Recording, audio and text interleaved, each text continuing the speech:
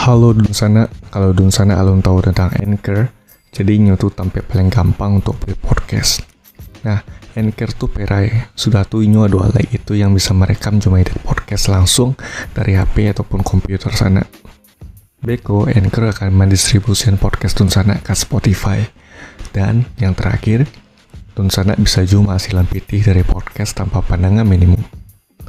Sadola yang Dun Sana butuhan ada di Anchor. Unduh aplikasi Anchor secara operai atau buka anchor.fm untuk memulai.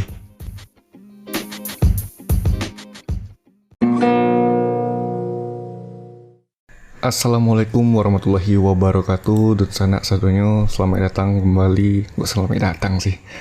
Selamat mendengarkan podcast Cerita Minang. Kali ku mau bahas tentang belajar tatap muka di Kota Padang. Oke, sebelumnya mohon maaf dan satunya awakku kini ku tag podcast tuh jam berapa? Jam 2 lewat sampai 2 pagi. Sangat yo tag malam karena kalau pagi sore itu banyak gangguan gitu. Jangankan pagi gitu. Kini sih kok jam segitu masih ada yo paling kalau nak suara kucing cakak atau nak suara kendaraan lalu lalang di dekat rumah wak gitu. Dan awak lebih senang tag podcast jam segitu sih sebenarnya. Oke, balik ke tadi pembahasannya belajar tatap muka di Kota Padang. Jadi mulai Senin petang ya sana ya tanggal sampai Januari 2021 Kota Padang tuh lah menerapkan belajar tatap muka di sekolah gitu. Nah, untuk yang belajar tatap muka di sekolah tuh diperuntukkan untuk anak SD kelas 5 juan 6, sudah tuh SMP kelas 9. Yo sebenarnya sih SMA pun bisa sebenarnya dimulai, tapi kan saat itu guru-guru masih melaksanakan tes COVID-19 gitu. Dan untuk TK Jepot lalu dibuka gitu. Nah, dengan dibukanya belajar tatap muka di sekolahku sekaligus dengan penerapan protokol kesehatan misalnya, dan langsung Bapak Wali Kota Padang, Bapak Maildi turut mengawasi gitu, bukan mengawasi sih, lebih kepada mencari saja gitu, belajar tatap muka di hari pertama sekolah tuh gitu Senin. Sebenarnya sih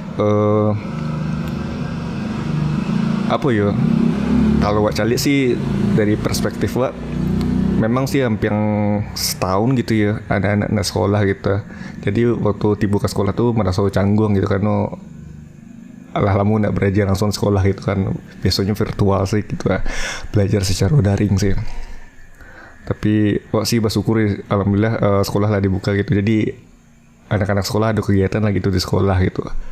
Anak mau biasa di rumah gitu, lebih hapu lah gitu ya, lebih aktif saja lah gitu di sekolah gitu. Nah, jadi waktu Bapak Meli mengunjungi SD percobaan di Padang ya, di situ tuh ada rombongan kelas 6 juga kelas 5. Nah, kelas tersebut itu dibagi dua, jadi ada sampai kelas gitu. Sesuai dengan protokol kesehatan, jadi anak-anak sekolah tuh beraja tapi dengan ada jarak dalam komunikasi sesamanya gitu. Nah, jadi kece Bapak Meldi ada sekitar 10% orang tua yang alun bisa mengizinkan anaknya untuk pergi sekolah secara langsung gitu.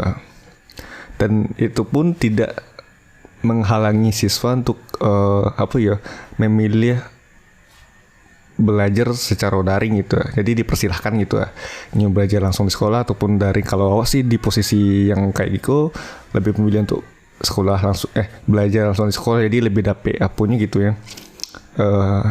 Kalau misalkan awak ke sekolah tuh lebih dapet awak kini belajar di sekolah gitu, nak di rumah tari gitu.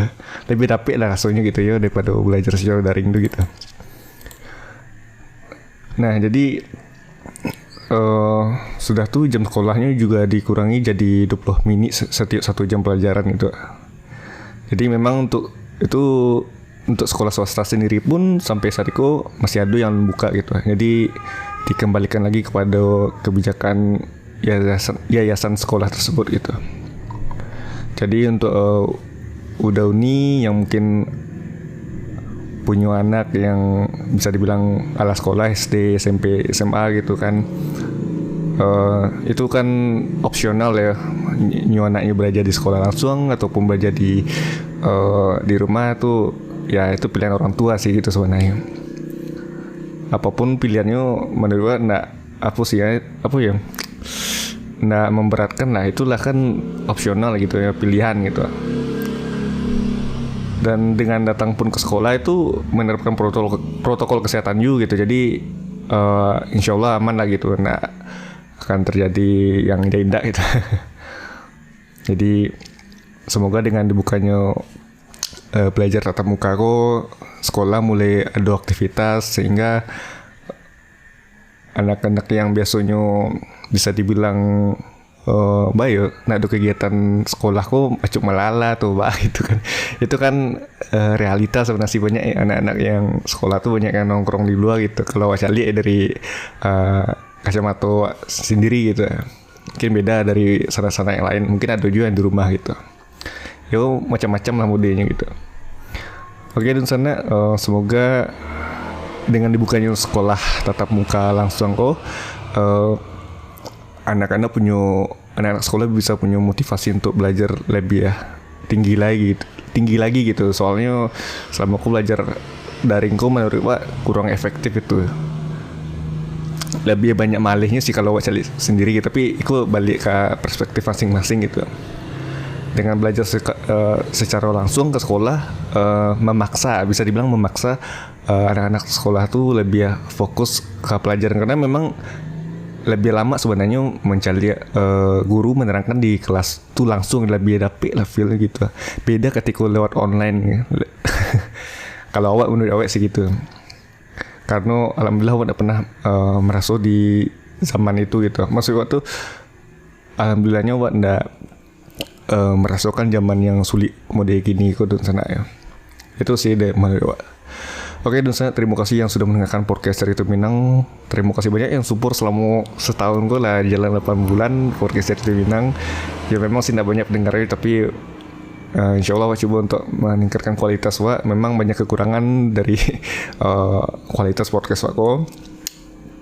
Tapi tujuan Wak sebenarnya memberikan informasi saja gitu melalui perspektif ya sebagai masyarakat awam dan masyarakat umum gitu.